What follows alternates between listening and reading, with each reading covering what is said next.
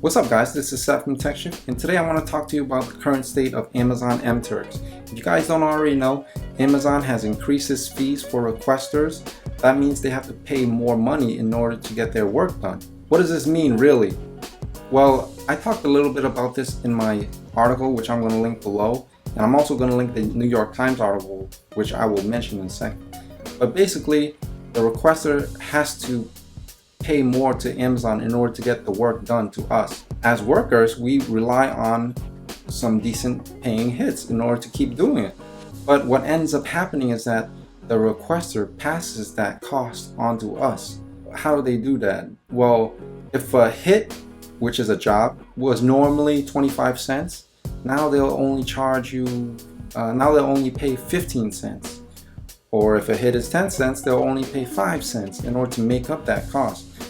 Let's be real, they have a budget too. Over the past couple of weeks, I've noticed that the work has been dwindling. Now, if you go on Amazon Mturk, and if you're a regular Turker, you'll see this too. I used to make about $15 to $20 a day just casually doing surveys, and now I can barely make $5 a day. And that's a big deal for me, because now I'm spending twice as much effort in order to get something like pennies. So it's not worth it for me as a worker. And if you guys don't already know, Amazon Mturk isn't a very lucrative job. It's actually almost like slave labor. It's very difficult to even reach minimum wage while working on Amazon Mturk, unless you have insane qualifications, or if you've been doing this for a while, you got a nice system going on.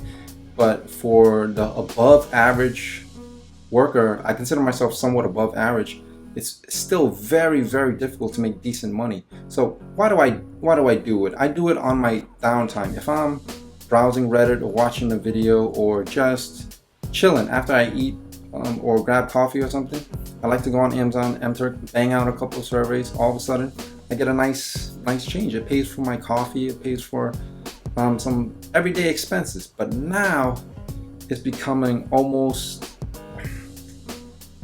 it's not worthwhile. And now, why is this an issue? The website that you go on, Amazon Mturk, hasn't changed. Nothing has changed.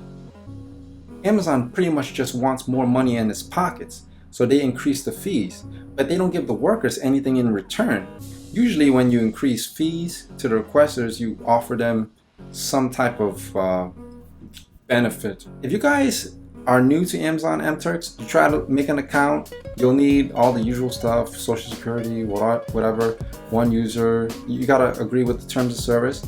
You're gonna realize that this is not very user friendly. The hit layout is very archaic, and it's very difficult to find good requesters.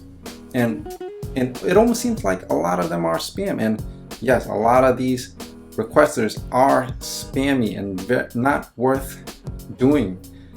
So if you're just trying out, a lot of reporters tend to go on, they try out Amazon Mturk just to write their article on crowd surfing, and they say, well, this is garbage. Yes, it is garbage, but you're only spending one day or 1 week, and you're using the stock Amazon tools.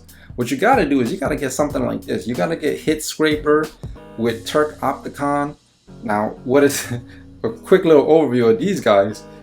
Hit Scraper allows you to search for these hits and rank them by their Mturk Opticon quality. Now, Mturk Opticon, or TO rates these requesters.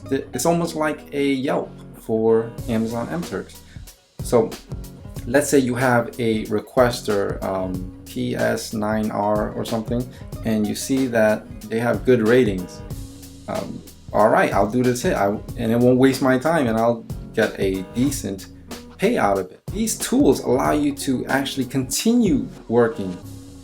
They're basic tools. The stock Amazon Mturk doesn't give you any of these things, and I just have to scratch my head. Why don't they allow workers to review these requesters? Because they have a rating system on their Amazon marketplace already. If you go buy a product, you can read all the feedback from a seller, and you can see whether or not you want to do business with him. Why don't they just transfer that over to Amazon Mturk? Quite frankly, I just think they're lazy. I just think they don't want to put any more money into it. I think they just want to squeeze like a sponge as much cash out of this as possible. And they're doing it to the requesters, which are universities, and some of them are like research studies. And they in turn, they don't think it's fair, so they try to do that to us. See, the shit flows downhill and the money always flows up.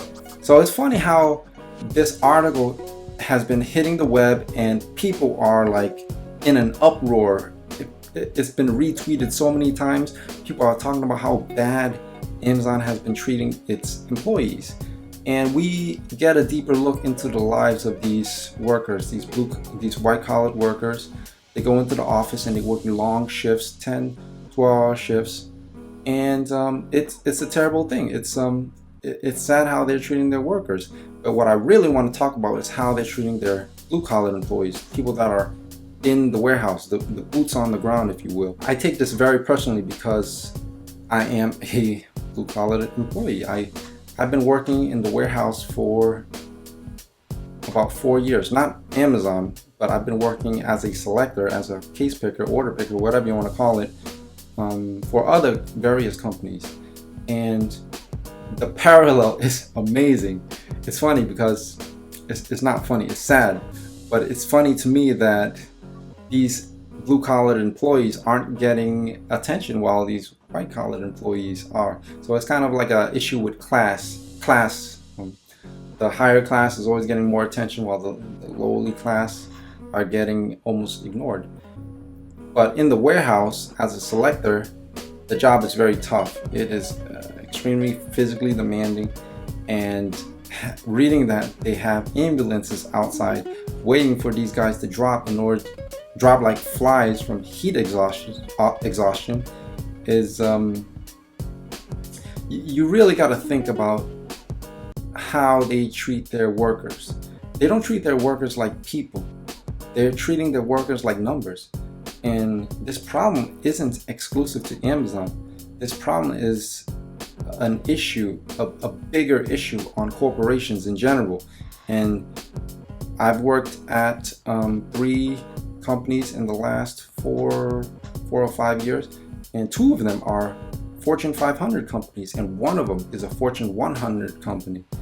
And they all do the same thing. They all have numbers attached to your name. You don't. It's almost like you don't have a name. You're a robot. Your worker number so and so, and your job is to make rate. And that's how they see you. If you're 100% selector, you're 100% selector. That guy's 100%. If you're an 80% selector, that guy's an 80% selector. If you're 120% selector, well, it goes on and on. Your job security relies on you to make these numbers. And I want to talk a little bit about some of the things that change within a warehouse. Now, let's say a job, I just want to give you a quick example. Let's say an order takes an hour to do. So you do the order, you pick your cases, you put it on the pallet, or you drive your jack or whatever. You do your order, you pick your cases, and it takes you an hour to do. Or at least that's what it tells you. It requires you to do it in an hour in order to make 100%. If you do it in 2 hours, obviously that's 50%. If you do it in half an hour, that's 200%, so on and so forth. But this number isn't the same every day, or rather it changes.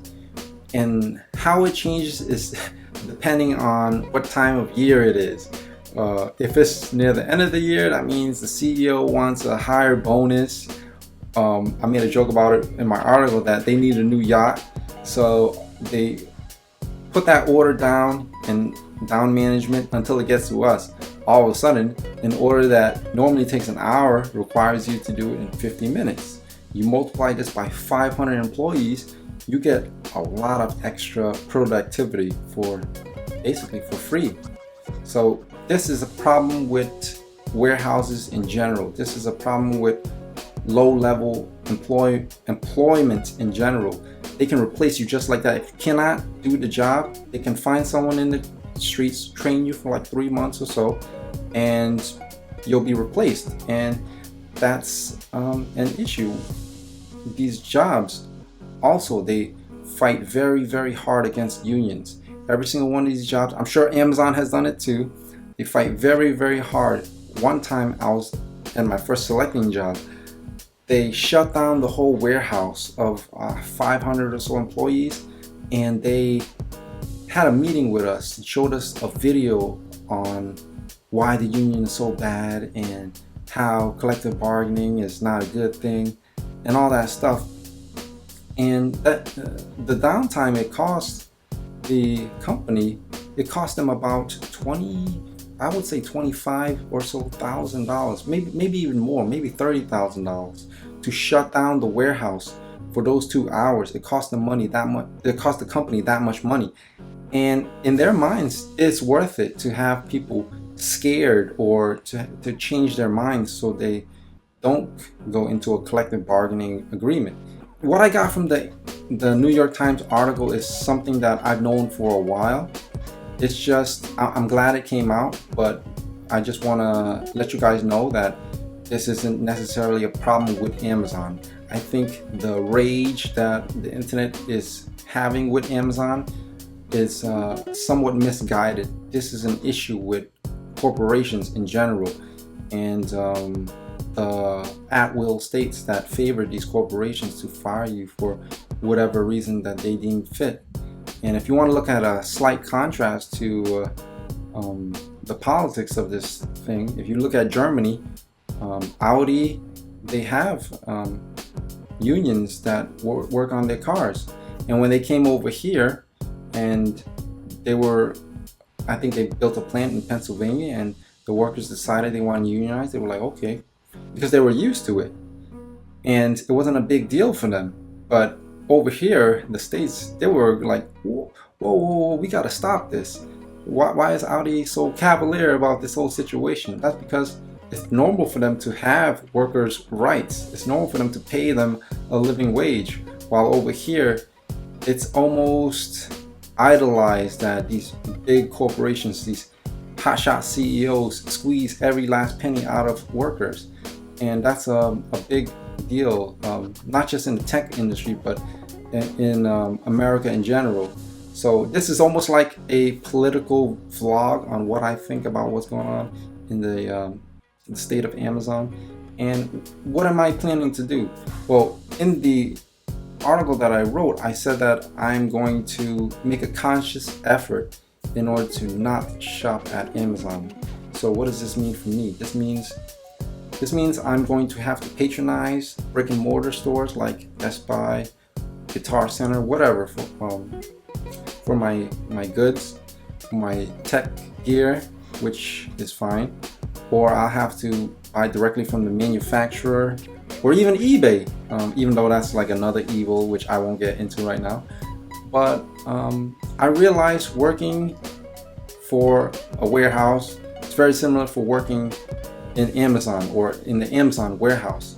You have very, very little power because that's your bread. You need the company in order to keep your job, and it's very, very difficult to go against your job. It's very difficult to say, well, fuck this, I'm gonna go find another job.